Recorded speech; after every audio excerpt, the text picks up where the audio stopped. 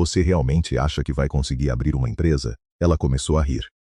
Eu fiquei olhando para ela. Por que está rindo? Ela tentou parar, mas continuou sorrindo. Porque Daniel, você é motorista. Fez uma pausa. Não é empresário. Aquelas palavras ficaram comigo, mas havia uma pergunta que eu não conseguia esquecer. E se ela estivesse errada? E outra, quanto tempo seria necessário para provar que um homem pode começar de baixo e ainda chegar muito longe? Eu não sabia. Só sabia que, naquele momento, eu precisava decidir se acreditaria nela ou em mim. Meu nome é Daniel, tenho 46 anos, mas naquela época, eu tinha 28. Trabalhava como motorista particular, não tinha faculdade, não tinha dinheiro guardado, e morava em uma casa pequena com minha mãe. Meu carro era antigo, às vezes quebrava no meio do caminho. Mesmo assim, eu gostava do meu trabalho, gostava de dirigir, gostava de conhecer pessoas diferentes, e principalmente, eu gostava de observar como os empresários que transportava trabalhavam. Eu prestava atenção nas conversas, nos problemas, nas negociações, nos horários. Aos poucos, comecei a perceber uma coisa: muitos deles não eram mais inteligentes do que eu. A diferença era que eles tinham começado, e eu ainda não. Foi nessa época que conheci Mariana. Ela trabalhava em uma empresa de eventos. Era inteligente, bonita, ambiciosa. No começo, ela admirava minha vontade de crescer. Eu contava meus planos. Queria comprar um segundo carro. Depois um terceiro. Criar uma pequena empresa de transporte executivo. Ela dizia: eu gosto dessa sua cabeça. Eu acreditava nela. Até que um dia, contei que tinha encontrado um possível sócio. Ele queria investir comigo. Mariana ficou em silêncio. Depois começou a rir. Daniel, você está falando sério? Estou. Ela balançou a cabeça. Você está tentando ser empresário agora? Perguntei: qual o problema? Ela respondeu: nenhum. Mas o sorriso dizia outra coisa. Só acho engraçado. Na para casa em silêncio. Antes de sair do carro, ela falou: você deveria aceitar que sua vida é essa. Olhei para ela. Que vida? Ser motorista. Aquilo doeu, mas não respondi. Ela continuou: nem todo mundo nasceu para ser empresário. Fechei as mãos sobre o volante. Perguntei: e você acha que eu não consigo? Ela respondeu: acho que você está sonhando alto demais. Naquela noite, não dormi. Peguei um caderno. Escrevi todos os meus gastos. Depois escrevi quanto eu ganhava. Quanto custaria comprar outro carro. Quanto eu precisaria guardar. Descobri que seria difícil, muito difícil, mas não era impossível.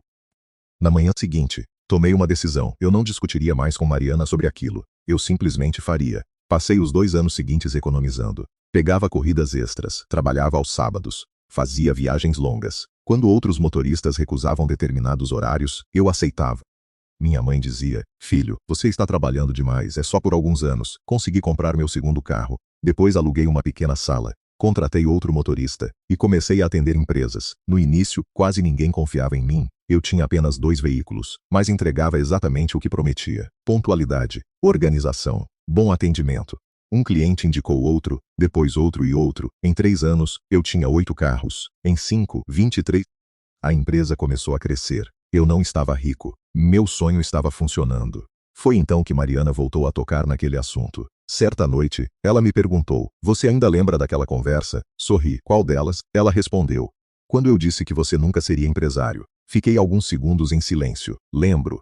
Ela sorriu. Eu estava errada. Aquelas 3 palavras significaram muito, mas eu não comemorei, porque percebi uma coisa. Eu não queria passar a vida tentando provar alguma coisa para ela. Queria apenas construir algo que tivesse valor para mim. 2 anos depois, a empresa já tinha mais de 50 funcionários. Eu havia deixado de dirigir.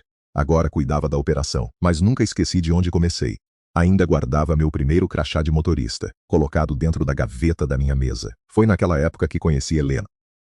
Ela trabalhava no setor financeiro da empresa, era simples, competente, e nunca se importou com o fato de eu ter começado dirigindo. Quando contei minha história, ela sorriu. Então você realmente fez aquilo que dizia que faria? Respondi. Demorou. Ela disse: mas fez. Alguns meses depois, começamos a namorar, e minha vida parecia finalmente estar no lugar. Até que uma manhã, recebi uma ligação. Era Mariana.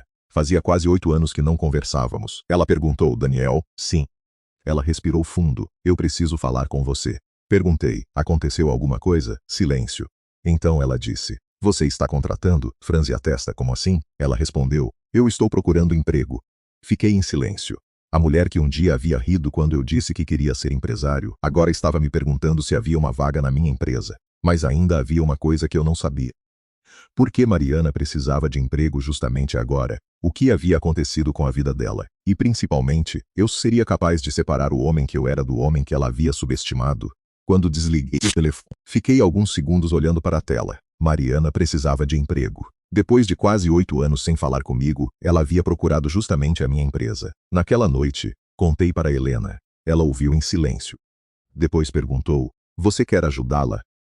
Helena sorriu. Então descubra primeiro o que aconteceu. No dia seguinte, Mariana apareceu no meu escritório.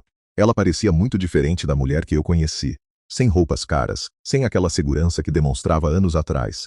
Sentou diante de mim. Colocou o currículo sobre a mesa. Eu olhei para o documento. Ela tinha uma boa formação, experiência, mas havia uma lacuna de quase 2 anos no histórico profissional. Perguntei: o que aconteceu?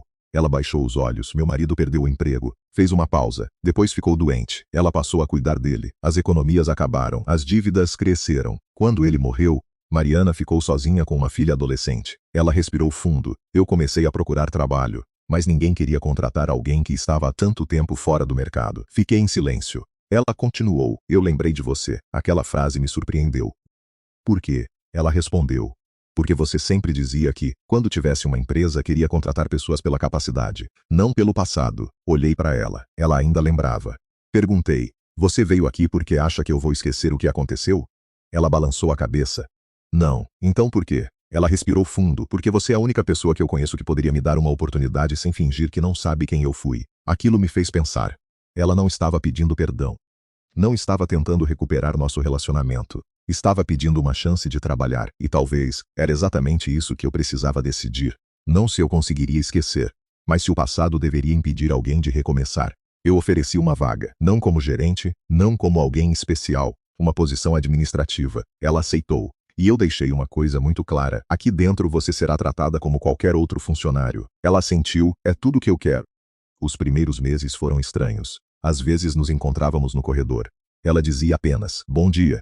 Eu respondia: bom dia. Nada além disso. Com o tempo, a situação ficou normal.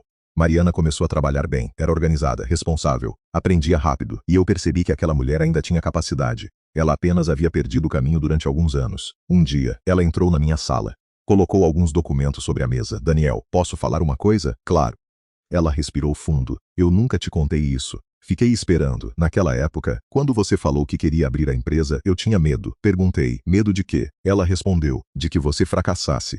Fiquei em silêncio. Ela continuou: eu achava que, se você fracassasse, nós dois sofreríamos, então eu preferi acreditar que você não conseguiria. Aquelas palavras foram difíceis de ouvir, porque finalmente eu entendia. Ela não riu porque me odiava. Ela riu porque tinha medo. Mas medo não dá direito de diminuir o sonho de outra pessoa. Perguntei: você se arrepende? Ela respondeu: todos os dias. Baixou os olhos, mas eu aprendi uma coisa: o pior erro que alguém pode cometer é decidir o tamanho de outra pessoa antes que ela tenha a chance de tentar. Fiquei alguns segundos em silêncio. Depois sorri. Essa foi uma boa frase. Ela também sorriu. Aprendi com você. 1 ano depois, Mariana foi promovida, não porque era minha conhecida, mas porque mereceu. Na festa da empresa, ela me procurou. Posso te fazer uma pergunta? Pode. Você algum dia me perdoou?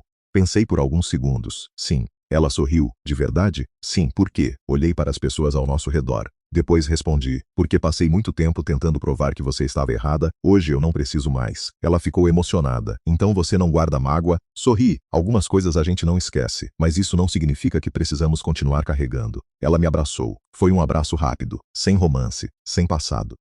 Apenas 2 pessoas que finalmente conseguiram fechar uma história. Alguns meses depois, eu estava dirigindo para casa quando parei em um semáforo. Olhei para o banco do passageiro e lembrei do meu primeiro carro. Aquele carro antigo que quebrava constantemente. Foi nele que comecei. Naquele momento, percebi que meu maior orgulho não era a quantidade de carros que minha empresa tinha, nem o tamanho do escritório, nem o dinheiro. Era saber que eu não tinha permitido que alguém definisse o meu futuro por mim. No ano seguinte, a empresa inaugurou uma nova filial. Mariana estava na equipe responsável pelo projeto. Antes da cerimônia, ela veio falar comigo. Daniel, oi, você lembra daquela frase que eu disse? Qual? Ela sorriu. Você é apenas um motorista. Eu ri, lembro. Ela olhou para a empresa ao nosso redor. Depois disse: eu estava errada. Balancei a cabeça. Não. Ela me olhou surpresa. Não? Respondi: você estava errada quando achou que ser motorista era algo pequeno. Ela ficou em silêncio. Continuei: foi como motorista que eu aprendi a observar pessoas. Foi dirigindo que eu conheci empresários. Foi naquele carro que comecei a entender como uma empresa funcionava. Meu começo nunca foi pequeno. Eu só ainda não sabia onde ele iria me levar. Ela sorriu. E dessa vez, não havia vergonha, nem ironia. Apenas respeito. Anos depois, durante uma entrevista sobre minha empresa, o jornalista perguntou: Qual foi o momento em que você percebeu que tinha vencido? Pensei bastante. Depois respondi. Não foi quando comprei meu primeiro carro novo, nem quando abri minha primeira filial, foi quando parei de precisar provar alguma coisa para quem não acreditava em mim. O jornalista perguntou. E o que aconteceu com a mulher que dizia que você nunca seria empresário? Sorri. Ela trabalha comigo. Ele ficou surpreso. Vocês continuam amigos? Pensei por alguns segundos. Não somos exatamente amigos. Mas somos duas pessoas que aprenderam a respeitar a história uma da outra. E talvez, essa seja uma das maiores vitórias que alguém pode ter. Não fazer quem duvidou de você se arrepender. Mas chegar a um ponto em que a opinião daquela pessoa simplesmente deixa de definir quem você é.